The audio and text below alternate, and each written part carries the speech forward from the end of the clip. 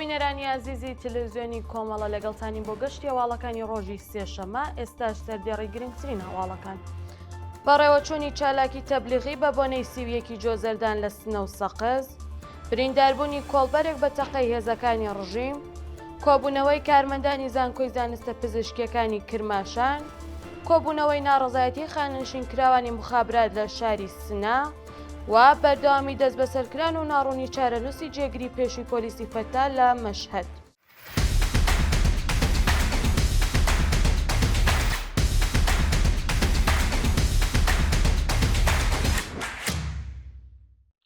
درێژەی هەواڵەکان بەڕێوەچوونی چالاکی تەبلیغی بە بۆنەی سیویەکی جۆزەردان لە سنە و سەقز بە پێی هەواڵی گەیشتوو لایەنگران و هەڵسوڕاوانی کۆمەڵە و حیزبی کۆمۆنیستی ئێران لە شارەکانی سنە و سەقز بە بەڕێوەبردننی چالاکیەکی تەبلیغی ڕێزیان لە سیویەکی جۆزەردان ڕۆژی پێشمەرگەی کۆمەڵە گرتووە.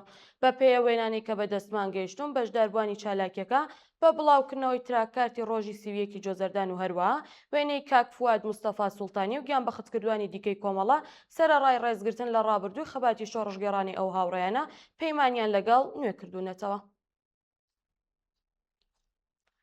برینداربوونی کۆڵبەرێک بە تەقەی هێزەکانی ڕژیم ڕۆژی چوارشەمە 27 جۆزەردان کۆڵبەرێک لە سنوورەکانی شاری مەریوان بە تەقەی هێزەکانی ڕژیم بریندار بووە. بەپێی راپۆرتەکان ئەو کۆڵبەرە بەناوی محەممەد نادری خەڵکی گوندی سەردۆش و سەربەشاری مەریوان لە سنووری دۆڵەبەی لەلایەن هێزەکانی ڕژیمی کۆماری ئیسلامیەوە بەبێ ئاگاداری درایە بەردەست ڕێژی گولە و بە سەختی بریندار بووە. شایانی باسەکە ناوبرا و پاش برینداربوونی ڕەوانەی نەخۆشخانە کراوە و دوای ڕۆژێک وەرگرتنی چارەسەری پزیشکی گواستراوەتەوە بۆ ماڵی خۆی. کۆبوونەوەی کارمەندانی زانکۆی زانستە پزیشکیەکانی کرماشان ڕۆژی ڕابردوو ژمارەیەک لە کارمەندانی زانکۆی زانستە پزیشکیەکانی کرماشان دژ بە پێنەدانی هەغدەسە دواخراوەکانیان کۆبوونەوە. بە پێی راپۆرتەکان کارمەندانی ڕاڕازی جەختیان لەسەر دواکەوتنی بەردەوامی هەغدەس و جێبەجێنەکرانی بەشێک لە مافەکانیان کردوێتەوە. ئەوان دەڵێن دۆخی خراپی ئابووری و گرانبوونی پێداویستیەکانی ژیان کاریگەریەکی خراپی لەسەر ژیانیان هەیە و بەردەوامبوونی ئەم دۆخە بارودۆخیان ئاڵۆزتر دەکات. ناڕازیەکان داوای چارەسەرکردنی خێرای کێشەکانیان و دابینکردنی مافەدارایەکانیان کردووە. کۆبوونەوەی ناڕەزایەتی خانەنشینکراوانی مخابرات لە شاری سنە ڕۆژی دووشەمە یەکی پوشپەر ژمارەیەک لە خانەنشینکراوانی مخابرات لە شاری سنە دژ بە خراپی دۆخی ژیان و مەعیشەتیان کۆبوونەوە. بە پێی دوایین زانیاریەکان خانەنشینکراوانی ناڕازی ئاماژە بەوە دەکەن کە بەهۆی بایەغنەدانی ڕژیمی کۆماری ئیسلامی بە دۆخی ژیانی خانەنشینکراوان و هەروەها لەسەرەوە بوونی ڕێژەی هەڵاوسان لە دۆخێکی زۆر خراپدا دەژین و تەنانەت توانای دابینکردنی سەرەتاترین پێداویستیەکانی ژیانی بنەماڵەکانیان نییە. لە درێژەی ناڕەزایەتیەکەدا خانەنشینکراوان خوازیاری بەرزکردنەوەی ئاستی هەغدەست بە پێی ڕێژەی هەڵاوسان و دابینکردنی بیمەی کارامە و هەروەها کۆتایی هاتنی گوشارە ناوەندە ئەمنیەکانی ڕژیم لەسەر خانەنشینکراوانی ناڕازی بوون. بەردەوامی دەست بەسەرکران و ناڕوونی چارەنووسی جێگری پێشووی پۆلیسی فەتا لە مەشهەد بە پێی هەواڵی گەیشتوو شەهرزاد زەمیری جێگری پێشووی پۆلیسی فەتا لە پارێزگای خوڕاسانی ڕەزەوی کە لە ناڕزایەتیەکانی بە فرانباری 1404 دەست بەسەرکرا بوو هێشتا لە زیندانی وەکیلابادی مەشهەد ڕاگیرا و هیچ زانیاریەکی ڕۆن سەبارەت بۆ دۆخی یاسایی و چارەنووسی لەبەردەستدانیە. بە پێی راپۆرتەکان ناوبراو لە بەفرانباری 1404 دەست بەسەر و بۆ ماوەی 43 ڕۆژ لە ژووری تاکە کەسی ڕاگیراوە و هەروەها لە سەرەتای جۆزەردانی 1405 بەدواوە لە مافی پەیوەندی و چاوپێکەوتن لەگەڵ بنەماڵەکەی بێبەشکراوە. شایانی باسەکە و بەندکراوە بەهۆی پشتیوانی لە ناڕەزایەتیەکانی خەڵک لە مانگی بەفرانباری 1404 هەتاوی لەلایەن هێزانیەکانی کۆماری ئیسلامی و دەست بەسەر و تا ئێستا هیچ ڕوونکردنەوەیەک سەبارەت بە تۆمەتانی کە خراوەتە پاڵی بڵاو نەکراوەتەوە. درێژەی هەڵمەتی سێشەمەکانی نابۆ سێدارە لە زیندانەکانی ڕژیم بە پێی دوایین هەواڵەکان بەندکراوانی ڕاگیرا و لە 57 زیندانی ڕژیمی کۆماری ئیسلامی بە مانگرتن درێژەیان بە هەڵمەتی سێشەمەکانی نابۆ سێدارەدا. بە وتەی سەرچاوەکانی ئاگادار بەشداربووانی ئەم هەڵمەتە ئاماژە بەوە دەکەن کە ڕژیمی کۆماری ئیسلامی بە بەرزکردنەوەی ڕێژەی لە سەدارەدانی بەندکراوان لە ئێران هەوڵی بێدەنگکردنی دەنگی ناڕەزایەتی خەڵک دەدات و پێویستە چالاکان و ڕێکخراوەکانی مافی مرۆڤ سەبارەت بەم جەنایەتە هەڵوێستیان هەبێت. لە درێژەی بەیاننامەکەدا بەندکراوانی بەشداربووی ئەم هەڵمەتە بە پەیوەستبوونی بەندکراوانی زیندانی کرمان بەو هەڵمەتە مەودای ناڕەزایەتیان بەرفراوانتر بۆتەوە هەوڵ دەدەن پەرەی زۆرتری پێ بدەن.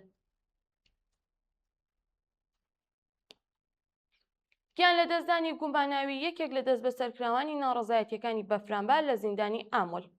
لا ڕۆژانی ڕابردوو تەقی سەلیمی یەکێک لە دەست بەسەرکراوانی پەیوەندیدار بە ناڕەزایەتیەکانی ساڵی 1404 لە زیندانی ئامۆل گیانی لەدەستداوە.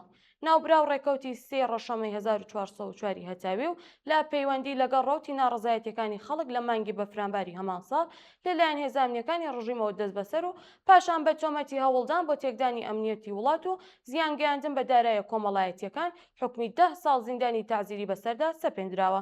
شایانی باسە کە تا کاتی داڕشتنی ئەم هەواڵە لەلایەن دەستگای قەزای ڕژیم و هەروەها بەرپرسانی زیندانەوە هیچ ڕوونکردنەوەیەکی فەرمی سەبارەت بە هۆکاری گیان لە دەستدانی بڵاو نەکراوەتەوە. ئازادی ڕەزا سەیدل تەدویی لە زیندانی شەیبانی ئاهواز. ڕۆژی دووشەممە یەکی پوشبەڕی 1405 هەتاوی ڕەزا سەیدەل تودەیی لە دەست بەسەرکراوانی ناڕەزایەتیەکانی خەڵک لە مانگی بەفرانباری ساڵی ڕابردوو دژ بە دەسەڵاتی کۆماری ئیسلامی بە دانانی بارمتەی قورس بە شێوەی کاتی ئازادکرا.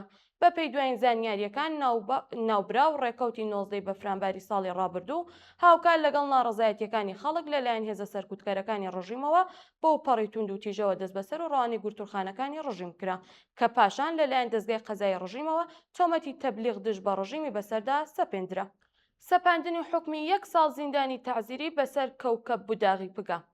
بەپێی هەواڵی گەیشتوو کەوکەب بوداغی پگا مامۆستایەکی نیشتەجێی شاری ئیزدا لەلایەن دادگای ئاهوازەوە بە 1 ساڵ زیندانی تەعزیری محکوم کراوە. بەپێی راپۆرتەکان ناوبراو بە تۆمەتی تەبلیغ دژ بە ڕژیم تاوانبار کراوە. کەوکەب بوداغی پگا لە بەفرانباری ساڵی ڕابردوو بە بانگێژنامەیەک بۆ ئیدارەی ئیتلاعاتی ئیزدە بانگێژ کرابوو ماڵەکەشی لەلایەن هێزانیەکانەوە پشکێنراوە.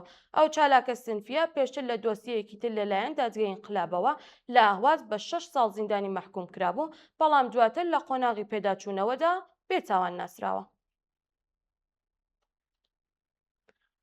لە سێدارەدانی 3 بەندکراو لە زیندانەکانی ڕژیمی کۆماری ئیسلامی. لا ڕۆژانی ڕابردوو 3 بەندکراو لە زیندانەکانی ڕژیمی کۆماری ئیسلامی بە تۆمەتی تاوانە کۆمەڵایەتیەکان لە سێدارە دراون. بەپێی راپۆرتی ڕێکخراوەکانی مافی مرۆڤ ئەو 3 بەندکراو بەناوەکانی ڕەزا نەزیف، نور جەلال موجاهید و ئیسفەهان دیار سەدری بە تۆمەتی کوشتنی بە ئەنقەست و پەیوەندیدار بە ماددە هۆشبەرەکان لە زیندانەکانی ناوەندی یەزد ئەعدام کراون. ئیدانەی هەڵسوکەوتە قەزاییەکان دژ بە چالاکیەکانی سنفی معەلمان لە پارێزگای خوزستان.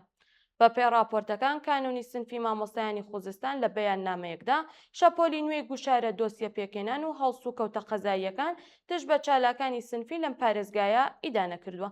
بەپێی ناوەڕۆکی بەیاننەکە سەپاندنی حکمی 1 ساڵ زیندانی بەسەر کەوکەب بوداغی پگا، دەرکردنی فرو خوسرەوی لە وەزارەتی ئاموزش و پەروەردە و هەروەها بەردەوامی دەست بەسەرکرانی سیامەک سادقی چەهرازی نمونەیەکە لەو گوشارانە.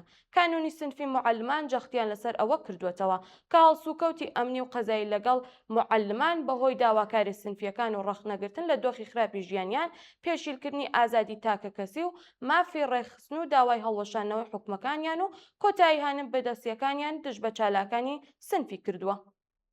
ئامادەی کۆماری ئیسلامی بۆ بانگێشتی پشکنینی ئاژانسی وزەی ئەتۆم. جیدی ڤانس جێگری سەرۆک کۆماری ئەمریکا ڕایگەیاند کۆماری ئیسلامی بۆ بانگێشکردنی پشکنینی ئاژانسی نێودەوڵەتی وزەی ئەتۆم بۆ پشکنینی ناوەندە ئەتۆمیەکان ئامادەی خۆی دەربڕیوە. بەپێی راپۆرتەکان ڤانس ڕایگەیاندووە کە وتەبێژەکان لەگەڵ کۆماری ئیسلامی بە چەند هەفتەیەکی تر بەردەوام دەبن و بناغەیەکی باش بۆ گەیشتن بە ڕێکەوتنیەکی کۆتایی دانراوە. بە وتەی ناوبراو پشکەوتنی بەرچاو لە پرۆسەی دانوستانەکان هەیە و هەروەها باسی پێکێنانی چوارچێوەیەک بۆ گفتوگۆی زیاتر سەبارەت بە بابەتی ئەتۆمی و ئابوووریەکان کراوە. دوایین هەواڵ ڕێکەوتنی ئێران و ئەمریکا لەسەر نەخشە ڕێگایەکی 6 ڕۆژە. قەتەر و پاکستان ڕایان گەیاندووە کە ئێران و ئەمریکا لەسەر نەخشە ڕێگایەکی 6 ڕۆژە بۆ گەیشتن بە ڕێکەوتنێکی کۆتایی و پێکهێنانی لیژنەیەکی باڵای چاودێری ڕێکەوتون. بەپێی راپۆرتەکان لیژنەیەکی باڵای چاودێری سیاسی پرۆسەی دانوستانەکان دەکات و گروپە کاریەکانیش سەرنج دەخەنە سەر بابەتە ئەتۆمیەکان و گەمارۆکان و چارەسەرکردنی ناکۆکیەکان. هەروەها هەڵێکی پەیوەندیدا لە نێوان لایەنەکاندا دروستکراوە بۆ ڕێگریکردن لە ڕووداوە نەخوازراوەکان و دڵنیابوون لە ئارامەی هاتوچووی گەشتیە بازرگانیەکان لە گەرۆی هۆرمۆس. بینەرانی خۆشەویست، هەواڵەکانمان پێشکەشکردن. کاتێکی خۆش بۆ هەموو لایەکتان.